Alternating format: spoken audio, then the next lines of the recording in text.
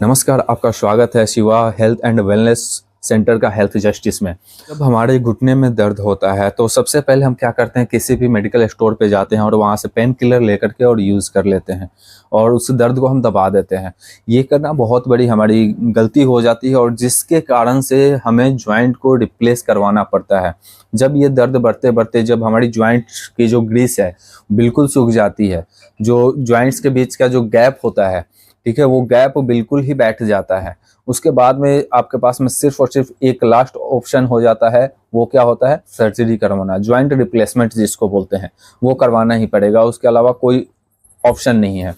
जब आप joint replace करवाएंगे तो उसके बाद में डॉक्टर आपको क्या सलाह देता है कि आपको एक्सरसाइज करना पड़ेगा। जो ज्वाइंट रिप्लेस होता है तो वो भी आपको 2.5 साल 3 साल 5 साल से ज़्यादा नहीं चलेगा।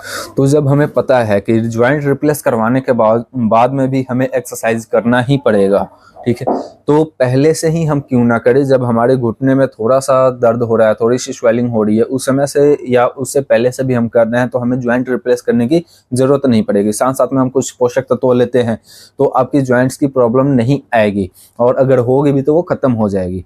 तो जब भी हमारी जॉइंट्स में पेन होती है तो हम एक गलती क्या कर बैठते हैं, बस दवा लिया और खा लिया। उसके जगह पे हम एक्टिविटी को थोड़ा चेंज कर देते हैं। वहां पे क्या करते हैं, सबसे पहले हम क्या करवाएंगे, ब्लड टेस्ट और एक्सरे। ब्लड टेस्ट और एक्सरे जब हम करवाते हैं तो उसमें किस कारण से आपकी जॉइंट में प्रॉब्लम हो सकता है। कोई इन्फेक्शन हो सकता है कोई आपकी बॉडी में एंटीबॉडीज बन चुकी है जिसके कारण से आपकी बॉडी में फीवर भी हो रहा है, सर्दी भी हो रहा है और साथ साथ में जॉइंट्स में पेन भी हो रही है, स्वेलिंग भी हो रही है। तो ये इस कारण से भी होता है। और अगर आपका एज 30 साल से 40 साल 50 साल हो गया है तो भी लाजमी है कि आपको जॉइंट्स का पेन होना। क्यों? क्योंकि आज हम ना तो प्रॉपर मात्रा में कैल्शियम ले पा रहे हैं और भी पोषक तत्व की जो प्रॉपर्टीज है वो भी हम नहीं ले पाते हैं। तो हम उस चीज को अपने आहार में लेकर के हैं और जो जांच होती है उस जिसमें सबसे पहले है आरएफ, जिसको हम रूमेटाइड फैक्टर बोलते हैं। उसके बाद आता है एंटी सीसीपी। इसका मतलब क्या है? ये आपकी बॉडी का एंटीबॉडीज को चेक करता है। जब आपकी बॉडी में एक कोई नया एंटीबॉडीज बन चुकी है तो उस चीज को पता लगाता है और फिर हम उसके ऊपर में काम कर सकते हैं। तीसरा जो चेकअप होता है वो होता है ANA। ANA का मतलब क्या होता है? आपकी बॉडी के अंदर में जितने भी एंटीबॉडीज की कितनी मात्रा में है। जी हाँ, इसकी मात्रा बताता है कि जैसे आपने RF का जांच करवाया, एंटी CCP का जांच करवाया, ANA का जांच करवाया, तो उसको हम कैसे पता कर सकते हैं? आप गूगल पे जाइए और तीनों नामों को, तीनों ब्लड टेस्ट के जो नाम हैं गूगल पे आप डालेंगे और वहां पे डाल दीजिए इनकी कितनी मात्रा होनी चाहिए हमारी बॉडी में, मिनिमम और मैक्सिमम। तो इससे आपको पता चल जाएगा कि जो जांच में आया है रिपोर्ट वो मिनिमम से कम है या मिनिमम से ज्यादा है, मैक्सिमम से ज्यादा है। तो जब इस दोनों के अगर बीच में है तो आप बिल्कुल सही है। इसकी मात्रा कितनी होनी चाहिए, मिनिमम और मैक्सिमम। तो जो भी टेस्ट आ रहा है उसको आप उठा करके देखिए कि मिनिमम में है, मैक्सिमम में है या उसके नीचे और ऊपर में है। अगर नीचे में है तो भी आपका प्रॉब्लम है और ऊपर में भी है तो भी आपका प्रॉब्लम है, ठीक है। तो इस तरीके से हम अपना खुद के ब्लड का जांच खुद देख सकते हैं। जब हम उनके पास से पर्चे में लिखवा करके लेके जाते हैं पैथ लैब में तो उसके चार्ज बढ़ जाते हैं क्योंकि उसमें डॉक्टर के भी कमीशंस जुड़े होते हैं। जब आप खुद से जाएंगे तो वो चार्ज नहीं लगेगा और वो आपका बच जाएगा। और ये नॉर्मल, अब डॉक्टर किसी भी डॉक्टर के पास में जाते हैं तो आज के डेट में 700-1000 रुपए से कम किसी भी डॉक्टर का चार्ज नहीं है और ये जो टेस्ट है उससे भी कम में आपका हो जाता है। इस जांच से आपको ये पता चल जाएगा कि आपके बॉडी में एंटीबॉडीज आ चुके हैं जिस कारण से कोई इन्फेक्शन के कारण आपकी जॉइंट्स में प्रॉब्लम है, या फिर एक्सरे। जब एक्सरे हम करवाते हैं तो उससे हमें पता चल जाएगा कि स्टेज 1 है, स्टेज 2 है, स्टेज 3 है या स्टेज 4 है। तो हम उस तरीके से जान करके और उसके ऊपर में अपना पोषक तत्व, अपने खान पान को, अपनी लाइफस्टाइल को, अपने लाइफस्टाइल में एक्सरसाइज और योगा को ऐड करके और अपने आप को हम सही कर सकते हैं, रिकवर कर सकते हैं। लेकिन अगर आप एक बार मेडिकल के जाल में फंस गए उसके बाद में आप फिर नहीं निकल सकते। उसके बाद में आपको ऑपरेशन करवाना ही पड़ेगा और वो ऐसे ऐसे आपको पेन किलर, ऐसी ऐसी दवाएं देंगे जो कि कुछ समय के लिए दर्द तो आराम हो जाएगा लेकिन वो आपका परमानेंट सोल्यूशन नहीं होगा। और जब आप सर्जरी भी करवा लेते हैं, नी रिप्लेसमेंट भी करवा लेते हैं, उसके बाद में भी आपको एक्सरसाइज करना ही पड़ेगा। तो उससे बेस्ट है कि हम पहले एक्सरसाइज कर लें और कभी भी हमारे पैर में इतने बड़े कट ना लगवाने पड़े। जो आप ये साइड में देख रहे हैं, इतना बड़ा कट लगाना पड़ता है दोनों पैरों में, तो इतना बड़ा कट ना लगाना पड़े और आप हेल्दी लाइफस्टाइल जिए।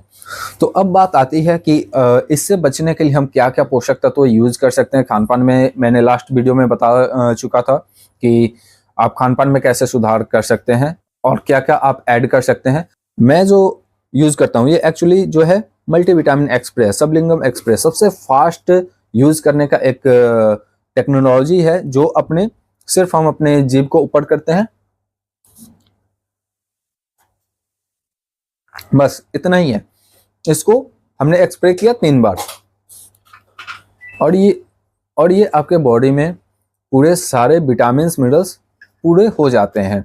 लेकिन क्या है कि ये एक स्वस्थ व्यक्ति के लिए है, क्योंकि आप अगर इसके न्यूट्रिशंस लिस्ट आप देखेंगे तो इसमें बहुत ही एवरेज में है। अगर विटामिन B12 की बात करें तो इसके अंदर में जो है विटामिन B12 वो 666 mcg है, ठीक है। लेकिन एक और मेरे पास में विटामिन B12 है, जिनको विटामिन B12 की डेफिशिएंसी हो चुकी है, उनके लिए सबसे बेस्ट ऑप्शन है कि हम विटामिन B12 का ही सिर्फ ले, क्योंकि उनमें बहुत ज्यादा मात्रा में होगा।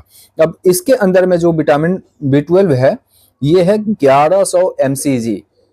अब 1100 mcg ये आपके बॉडी के अंदर में जो डेफिशिएंसी हो चुकी है उसको पूरा करेगा। इसका काम है मेंटेन रखना, इसका काम है पूरा करना।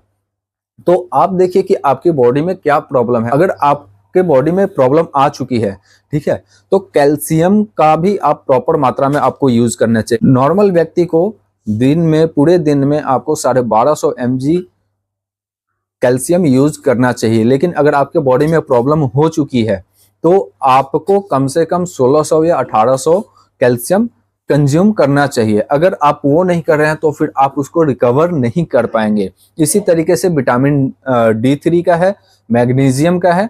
तो ये सारे पोषक तत्व आपको मेंटेनेंस में लेकर के चलना पड़ेगा कि अगर आपको प्रॉब्लम आ चुकी है तो आपको प्रॉपर तरीके से एक्स्ट्रा डोज में पोषक तत्व क्या है, खान पान क्या है, कि अगर हम एक्स्ट्रा डोज लेते हैं तो जो प्रॉब्लम आ चुकी है, पोषक तत्व क्या है एक्चुअली, अगर हमारी बॉडी में कोई प्रॉब्लम आ गया है तो हम उसको रिकवर कर सकें।